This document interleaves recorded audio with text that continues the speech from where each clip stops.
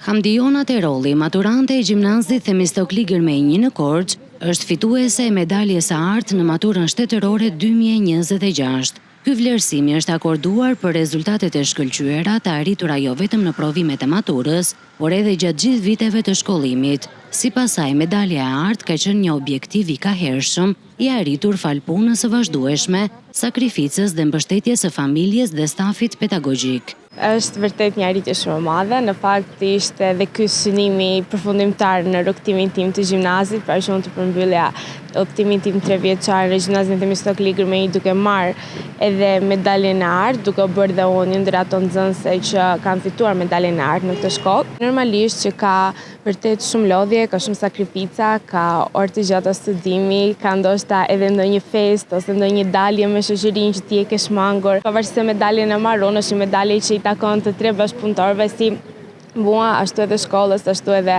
familjarëve dhe të gjithë atyre që më kanë mbështetur në këtë rrugtim. 18 vjeçarja ka një mesazh për të gjithë të rinjt, duke i nxitur të punojnë me përkushtim, të besojnë te vetja dhe të mos heqin dorë nga ëndrat e tyre.